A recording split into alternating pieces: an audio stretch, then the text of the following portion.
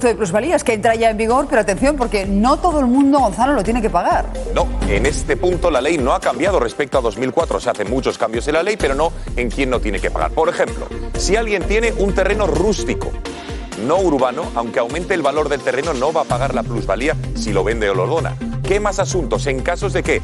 De separación, de divorcio, matrimonial o de nulidad. Tampoco si los cónyuges deciden transmitir un piso a sus hijos, tampoco pagarían impuestos en este caso.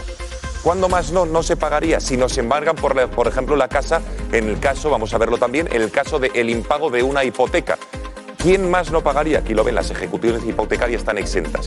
Las administraciones públicas tampoco pagarían, por ejemplo, el Estado, las comunidades autónomas, las entidades locales, si deciden vender un piso, una casa o cualquier edificio que tengan estas entidades, tampoco pagan el impuesto.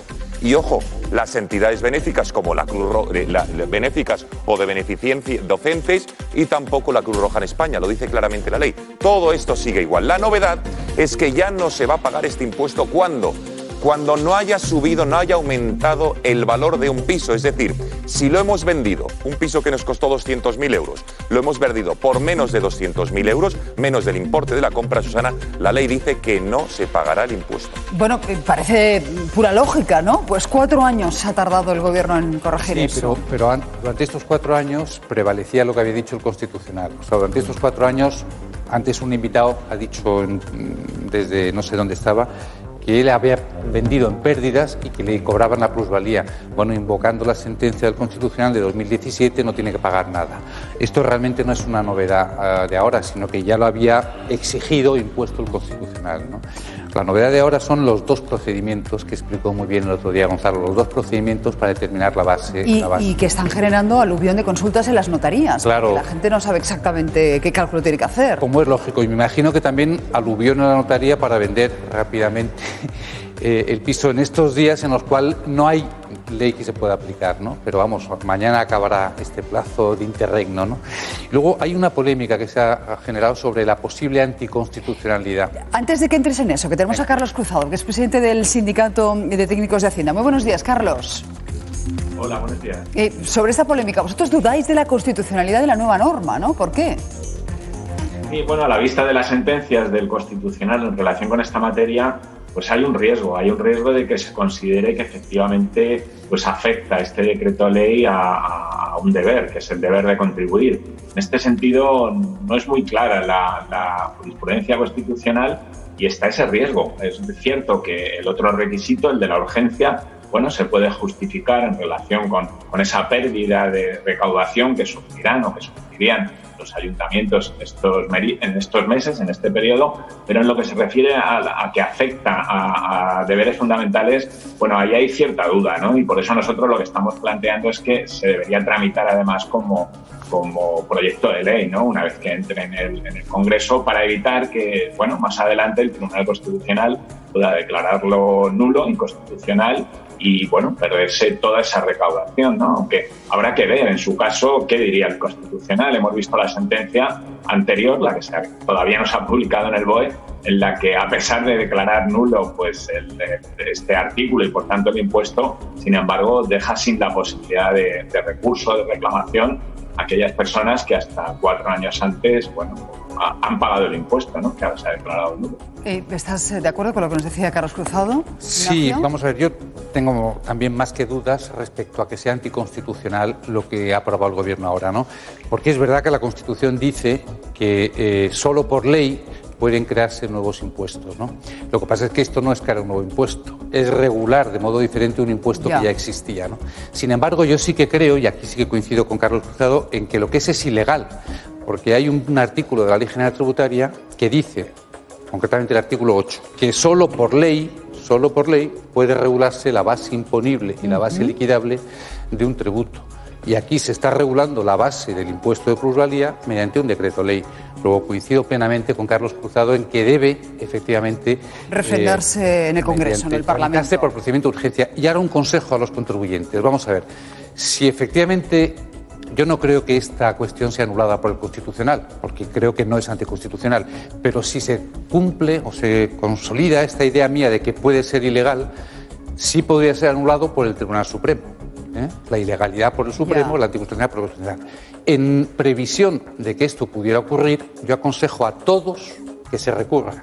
A todas las plusvalías que haya liquidadas a partir de este momento, que se recurran en atención a la posibilidad de que dentro de 4 años el Supremo, o 5, diga que efectivamente es ilegal, pero que todo lo cobrado mientras tanto vale.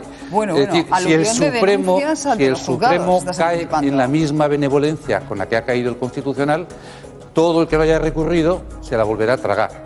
La cantidad pagada por plusvalía. Carlos, consejo a los contribuyentes que todo el mundo recurra. ¿Das ese mismo consejo tú a los contribuyentes? ¿Recurrir y ya se verá? Bueno, no sé, esto tiene un coste, claro, ese recurso. Lo que sí me en vía gustaría económico-administrativa no, Carlos. En vía económico-administrativa es gratis, ¿no? Sí, en vía económica sí, pero si hay que seguir al contencioso ya tiene su coste, ¿no? Entonces, bueno, esto hay que valorarlo, ¿no? Pero como los órganos económico-administrativos son lentitos, hasta que se llegue al Supremo a la vía contenciosa pueden pasar 4 o 5 años, ¿no? Sí, a mí me parece más interesante quizá el que, o más de poner en manifiesto que el Gobierno debería en este decreto ley también haber dejado clara la situación de de aquellos impuestos que se han devengado con anterioridad pero que todavía no se han liquidado, ¿no?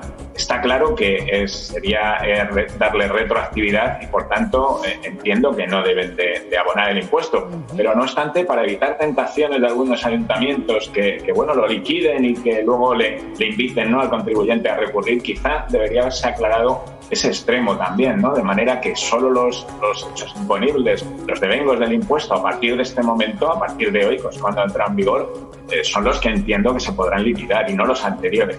Pues quiero que escuchéis el testimonio al que hacía referencia Ignacio. Ricardo ha vendido un apartamento a pérdidas. Yo vendí un apartamento en marzo a pérdidas y el ayuntamiento me ha pasado 3.830 euros de plusvalía. Me aconsejaron reclamarlo y en ello estamos. Lo que pasa es que en menos de 7 días han cambiado la ley, se han dado mucha prisa en cambiar la ley, no sé si será retroactiva o no será retroactiva, pero esperanzas todas. ¿Qué le responde Carlos a Ricardo? Sí, bueno, lo decía muy bien antes Ruiz Jarabo, ¿no? Que esto, desde luego, desde el año 2017 estaba claro. Es cierto que no se había modificado la ley, es cierto que este gobierno y los anteriores, digamos que habían pecado de cierta dejación al no haber afrontado ese cambio necesario.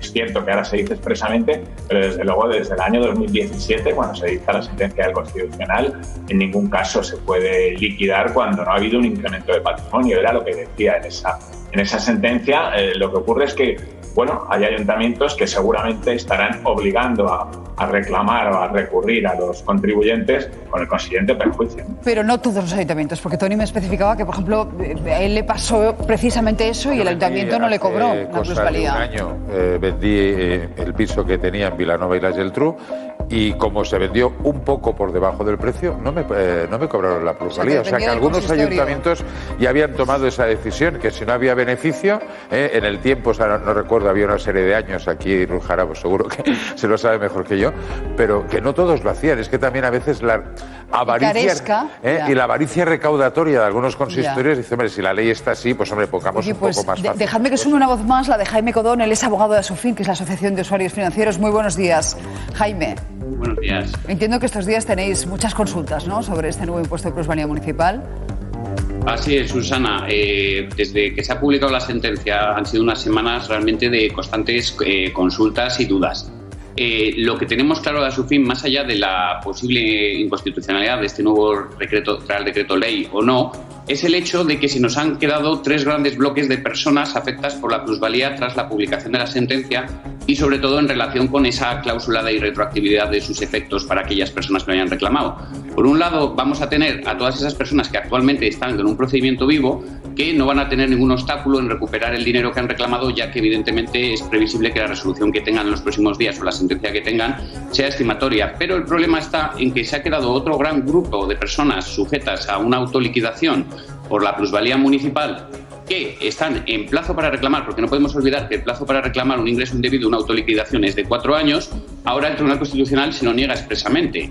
Entonces, desde Asofin hemos estado estudiando en profundidad el tema y entendemos que, independientemente de esto, existen una batería de medidas que se pueden hacer para paliar estos efectos. En primer lugar, como estaban recordando ambos ponentes que hemos estado teniendo el placer ahora de escucharles, antes de esta sentencia de 26 de octubre del Tribunal Constitucional existía una sentencia anterior de 2019 que precisamente declaraba nulas todas aquellas plusvalías que se hubiesen realizado por una venta, por una venta de un importe inferior al de compra. Es decir, que esas personas siguen teniendo el amparo de los tribunales de justicia y pueden seguir reclamando a través y a raíz de esa sentencia. Además, el plazo de una rectificación, de una autoliquidación, puede ser de hasta 4 años. O sea, que mucha gente que haya realizado ahora la autoliquidación puede pensar o puede decir, oiga, yo quiero reformular esta autoliquidación porque entiendo que ahora a lo mejor no toca pagar nada. Por eso quiero decir que esta gente que no ha reclamado todavía, que supuestamente el Tribunal Constitucional le ha dicho que no puede, sí lo puede hacer en virtud de otras sentencias sin ningún tipo de problema. Y, por supuesto, la gente que todavía no lo ha hecho y que ahora va a vender el piso próximamente, pues la recomendación de efectivamente iniciar un proceso administrativo es la lógica y consecuente. El problema, Susana, es para todas aquellas personas que por alguna razón hayan adquirido, por ejemplo, el piso a través de una herencia, un piso a lo mejor de 1995, y lo han vendido por un precio que evidentemente es superior. Entonces, a priori se supone que tienen una ganancia.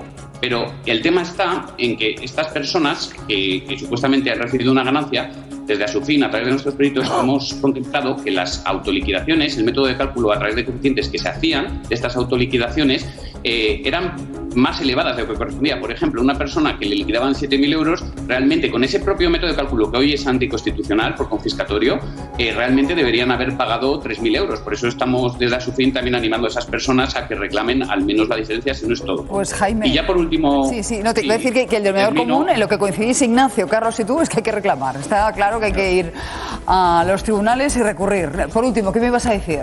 Sí, hay un gran número de gente que, en vez de haber recibido una autoliquidación, que es lo que estamos hablando actualmente, han recibido una liquidación. La diferencia, Susana, es que la liquidación te la practica la propia administración. Ella calcula el impuesto y te lo envía.